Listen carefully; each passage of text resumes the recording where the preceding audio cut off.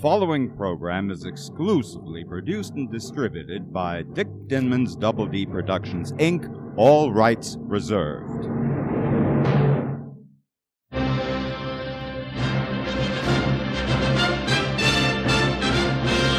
Hi, Golden Age film fanatics, and welcome to DVD Classics Corner on the Air.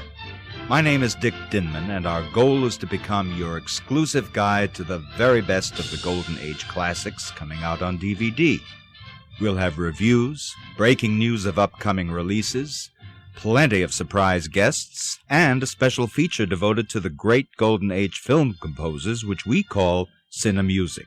So let's turn on the marquee and lights, camera, action.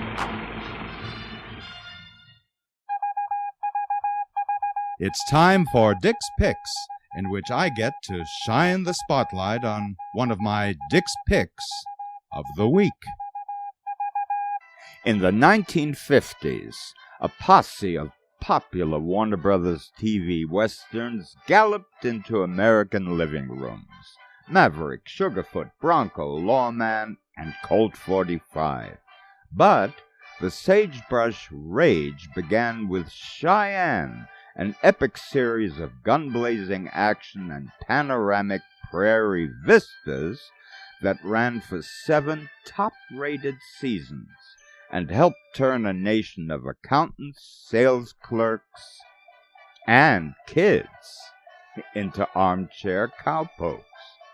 The source of Cheyenne's significant popularity was its charismatic and heroic leading man, Clint Walker, who rose to instant TV star fame as Cheyenne Bodie, 6.5 feet of cowboy brawn, courage, and integrity. The series is highlighted by early television appearances of such future stars as James Garner, Ed Burns, Alan Hale Jr., Dan Blocker, Lee Van Cleef, Michael Landon, Lorne Greene, Angie Dickinson, Connie Stevens, and Ellen Burstyn.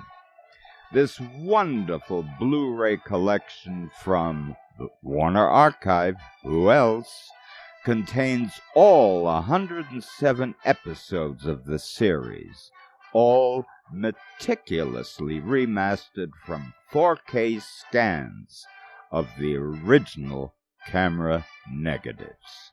Stay tuned for more Dick's Picks, coming up on DVD Classics Corner on the Air very soon.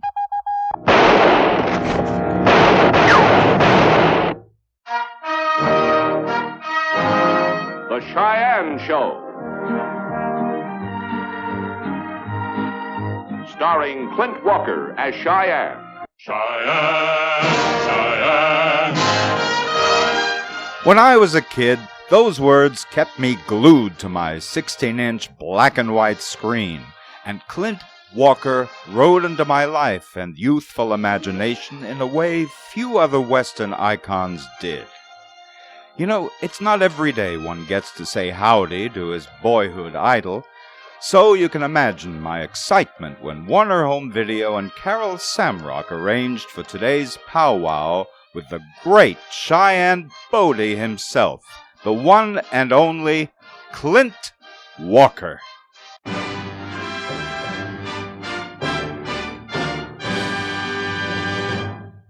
Clint Walker, welcome to DVD Classics Corner on the Air. Thanks so much. Believe me, it's my pleasure. I've long wanted to have you as a guest on the show, and I have to tell you a little story about how you affected me in many ways when I was an adolescent.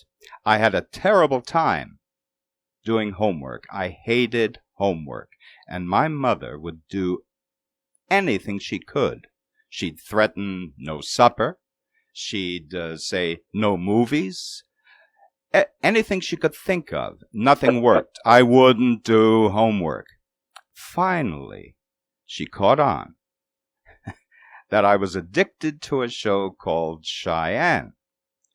And when she said, "No Cheyenne," Believe me, you have no idea how quickly I became not an honor student. That could never happen, but at least someone who did his homework.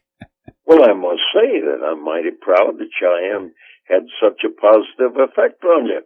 Well, and I'm sure on millions of others of my ilk. It really must be wonderful for you to think back on your legacy, because if I had children, and I don't, I can't imagine what heroes they would try to emulate today, because there's so much in today's media and film that's negative. When I grew up, there were heroes. There was Gary Cooper, Randolph Scott, Alan Ladd, and, of course, Clint Walker. It was a wonderful time to grow up. I get now, with our website up and all, and them running the Cheyennes, we get thousands of emails and a lot of letters, and they're all very nice, and so many of them say exactly what you've been talking about. They say, I watched you as a kid when the Cheyennes first came out. You were my hero. I tried to emulate you even later in life. If I was in a quandary about something, I might say, I wonder what Clint Walker would do, or what Cheyenne would do. And now they tell me, then I found out that they're showing them again, and I'm a grandfather, and I didn't know if I would enjoy them the way I did when I was a kid. And I have to say, I enjoy them more now than I did then. It brings me back to a very, very happy time. And it's wonderful. It's wonderful to see how well the shows are written, to see some of these supporting players who became big-name stars. Yeah. And it's just great. When you were growing up during the Depression, did you have heroes the way I did? Oh, sure. Buck Jones and Hopalong Cassidy and Flash Gordon and Tarzan. Oh, yeah. The young folks have got to have their heroes. And a lot of these people say now, I've got my grandchildren watching Cheyenne or Gunsmoke because they don't have enough heroes these days. Exactly. I want them to have the hero that I had and enjoyed so much. And gosh, those letters make me feel so good, because I look back and I think, well, I didn't just put something on film. I put something on film that's had a positive effect, evidently, on a lot of lives, and I thank God for, giving me such an opportunity there to have a positive effect on so many lives. And I'm sure that James Arness and the other guys feel the same way. Now, you grew up during the Depression, and I've been checking many of your resumes, and you did virtually everything to get by in the beginning. But there's one job that's listed on one of the resumes that is difficult to believe. It said that you were an undercover agent for a private detective agency on the Long Beach waterfront?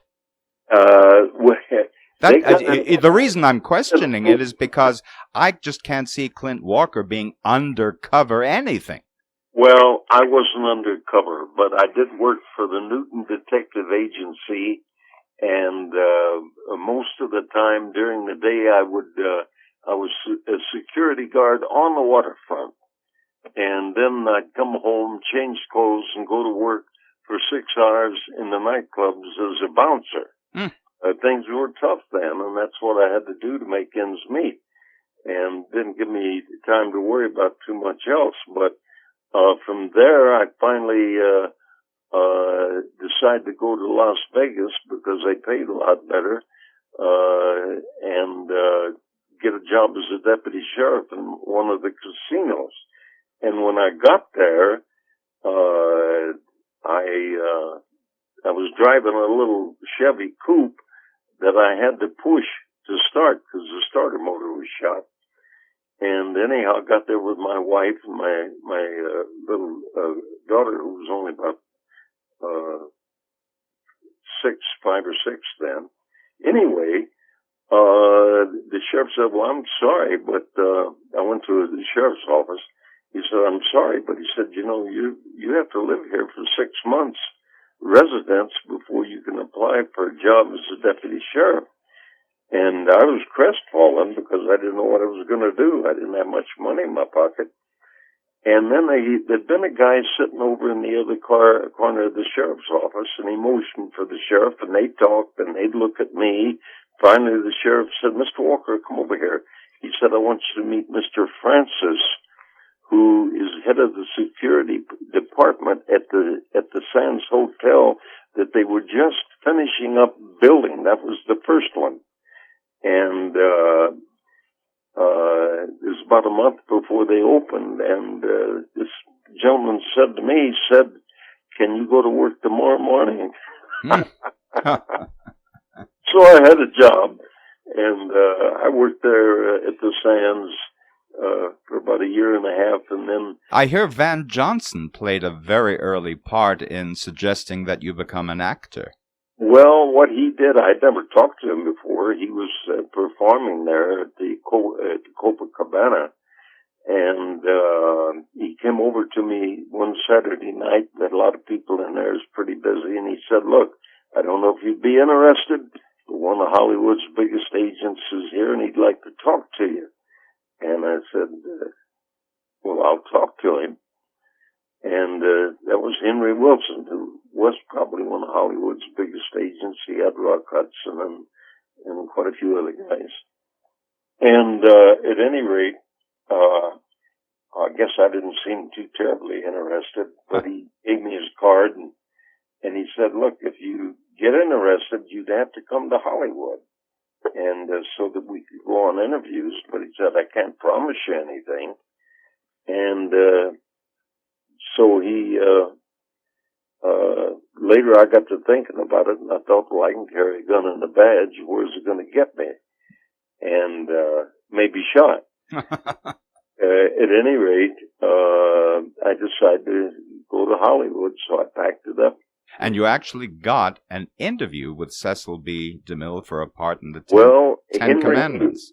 There was an old-timer by the name of Cap Sumners that stopped me on the street. I was coming out of Universal, and he said, are you under contract to Universal? I said, no. And he said, well, you wouldn't get there anywhere there. They got, a bunch of big guys there. But he said, DeMille is looking for big men like you, and if you want to give me your phone number, I'll try to set up an appointment for you. Well, I didn't really think he could, but I didn't want to hurt his feelings, so I gave him my phone number, and lo and behold, in a couple of weeks, I get a call for an appointment with Henry Wilcoxon, and Henry took a liking to me and had a screen test made, and it just turned out to be a Western. Then he arranged for me to meet DeMille, and that was peculiar because I was on my way to Paramount, where DeMille was, and on the highway, I saw an elderly lady trying to change a tire on her car, and I could see she couldn't do it, so I stopped and changed the tire for her, and she said, well, what do I owe you? I said, you don't owe me anything, ma'am. I said, I'm glad to do it. And she said, well, thank you. And she said, I hope I haven't made you late for anything. I said, well, I have an appointment with Mr. DeMille at Paramount, but I'm sure it'll be okay. Got down there, and I was late. And when I finally got ushered in, DeMille was a very commanding guy. He looked me up and down. He said, you're late, young man. And I thought, oh, boy. And I said, I'm sorry, sir. I stopped to help somebody on the freeway. He said, yes, I know all about that. That was my secretary. I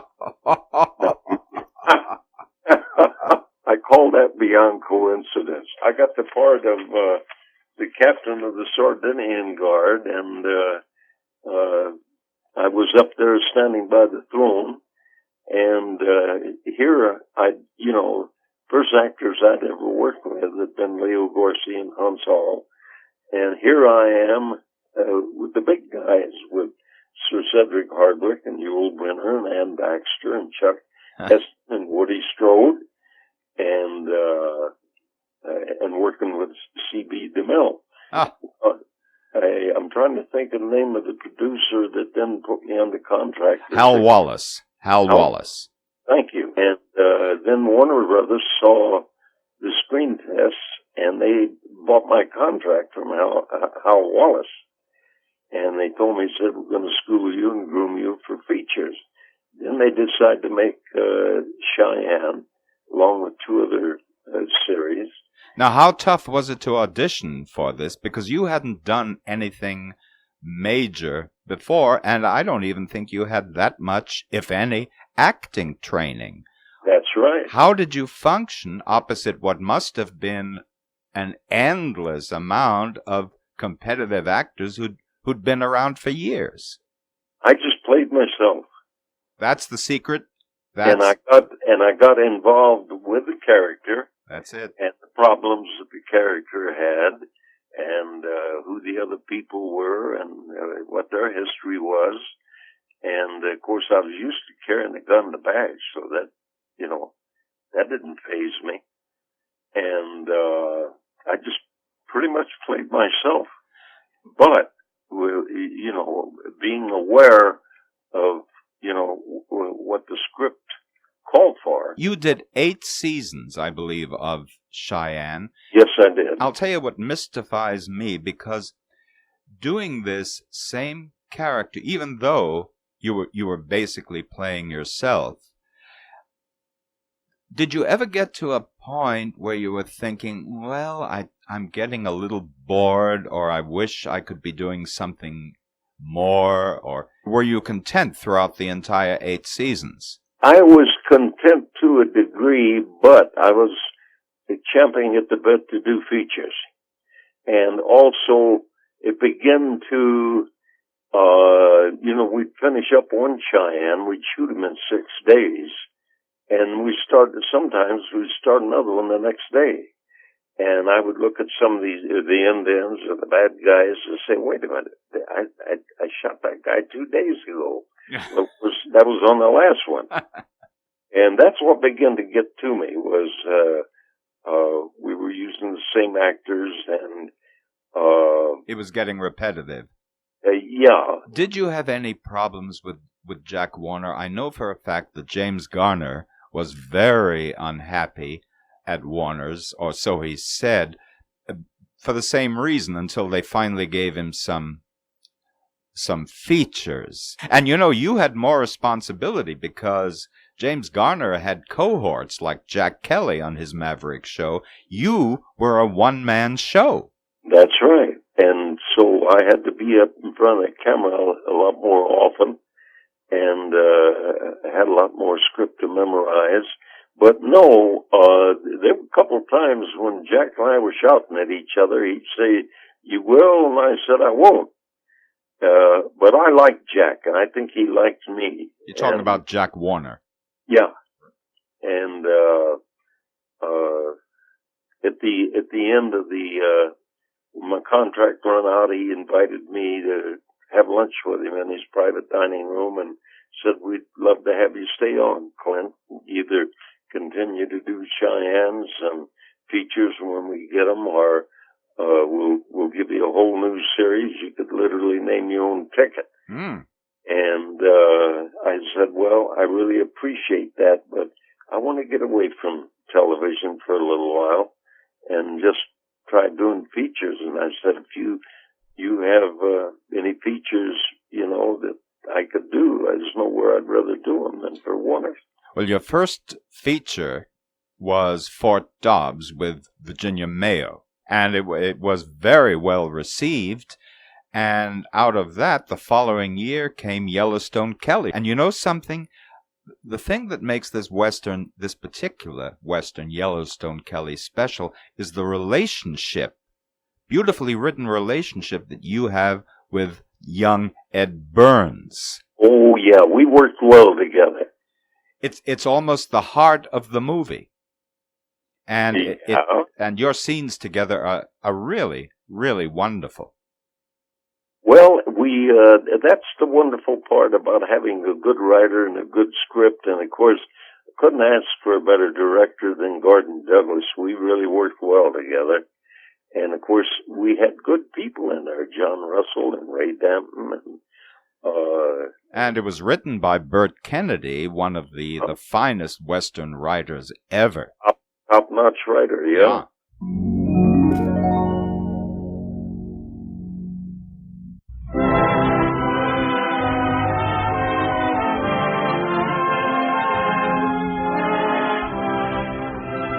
We pause now for station identification. DVD Classics Corner on the Air is exclusively produced and released by Dick Dinman's Double D Productions, Inc.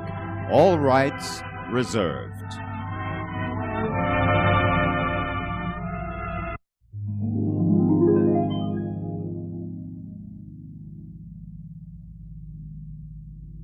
Here's something interesting. This is fascinating. I believe your next picture was called None But the Brave for Warner Brothers. Here's what's so interesting about None But the Brave. It's the only film directed by Frank Sinatra. Sinatra was a multi-talented guy, and he could have finished directing that picture, but he got bored with it, and so it was finished. Howard finished it. Howard Koch finished it. I never knew that. Oh, yeah, he was a good director. He directed some of the Cheyennes. And I knew Howard quite well, and we got along great. How much did Sinatra do on the film? As a director, how many weeks do you think did he direct out of the schedule? Oh, a couple. And he got bored that soon? Yeah. But he was such a talented guy. I know he invited the cast and the crew over to a house he'd rented one night, and he for dinner, and he cooked the dinner. We had salads, and then we had spaghetti and meatballs. And after we ate, he entertained us for 2 hours with stories, and he had us laughing most of the time. And I got along great with him, and I was just very impressed. I think the guy could literally have done just about anything he wanted to, as far as entertainment. Here's something on your resume that's unusual. You finally get a chance to do a comedy called Send Me No Flowers. Oh, yeah. With Rock Hudson and Doris Day. Yeah. And you must have enjoyed that break. Oh, I did. I enjoyed it, and it was fun. Of course, I also did the Great Bank Robbery with Kim Novak and Zero Mostel. Yes. And that, of course, was a comedy. I enjoyed doing comedy. Dirty Dozen is the biggest grosser, the most successful film financially that you ever appeared in, and this is directed by Robert Aldridge, Lee Marvin, John Cassavetes, Telly Savalas, Charles Bronson, Jim Brown, Donald Sutherland, and on and on. This was the toughest film as far as, this was raw. How did you like working on that? Oh, that was a vacation. Never been on a picture that lasted for 6 months. And sometimes I'd get 2 weeks off, and I'd get to see part of England and, the Tower of London, the museum, or whatever. But it was a great bunch of guys, I'll tell you. And, of course, Richard Jekyll was in there, and Ernie Borgnine. And Robert Ryan. And Ernie was such a nice guy. He was a gentleman's gentleman, and just a wonderful guy to know and be around. Can I tell you, I had him on my show, and it was joyful. He's still the same. He's the most... He doesn't seem to age. He doesn't age. He's got more energy than I'll ever have. He's an amazing man. Yes, he is an amazing guy, and I enjoyed the time that I spent with him. I can remember his wife was pregnant, and darned, he'd talk to her on the phone, and then he'd get sick. Sympathy sickness. I guess. Yeah. Finally, Clint, I know that you had a terrible experience in, I think, around 1971. I do remember that you were skiing and correct me if I'm wrong, the pole actually went into your heart? Yes, it did. Yeah, and there's a lot more to that story. How close were you to leaving us? 2 doctors pronounced me dead. Oh my, really? 2 doctors pronounced me dead, and I was out of body, so, nobody can tell me there isn't a life after this one. There certainly is. You simply, it's like DeMille said, when I was waiting to have an interview, his brother died, and he was dictating a letter. He said, "Thank you for your letter of condolence, but I do not grieve for my brother. I regard death as a changing of an old garment for a new one." And there's a lot of truth in that. I never forgot what he said. So you really experienced an out-of-body? Oh, absolutely. Absolutely. And all of a sudden, I understood a lot of things that I didn't understand before. And I was not unhappy about leaving the earth. And then I thought, wait a minute, I had things to do down there, and I haven't done them. I still can't tell you what they are, but I said, Lord, I want to go back and take another crack at it. And it just happened to be a heart specialist from UCLA visiting a friend, took a shortcut through the basement, saw me on the gurney. They told him who I was. He said, told me later, said, I don't know what it was. But he said, I didn't feel you were dead. And so he took his coat off and asked him to bring him some tools, and he started to open up my chest. Well, I couldn't open my eyes and see him, and he sounded, when he talked, like he was a long way off. But I said, do you really have to do that? And there was a pause, of course, and the boy said, yes, I do. And, of course, they rushed me up to the operating room. Well, I think we can all of us, your many fans, of which I stand at the head of this huge fan base of yours. We're all so grateful that you came through it and continue to do marvelous work. And you are, Clint Walker, a true hero, and it's an honor to have you as a guest on this show. I am so grateful for your taking the time. Well, I could never ask for nicer compliments, and I've enjoyed talking to you. I can tell you're nice people, and I do appreciate the compliments, and I've enjoyed talking to you. Perhaps we can do it another time. I would love that. You'd be welcome anytime. Thanks so much, Clint. And thank you for allowing me to be on your show.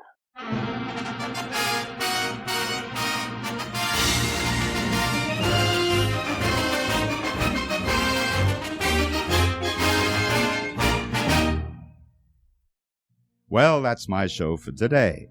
DVD Classics Corner on the Air is conceived, written, produced, and directed by me, Double D. So, keep well, keep happy, and keep listening.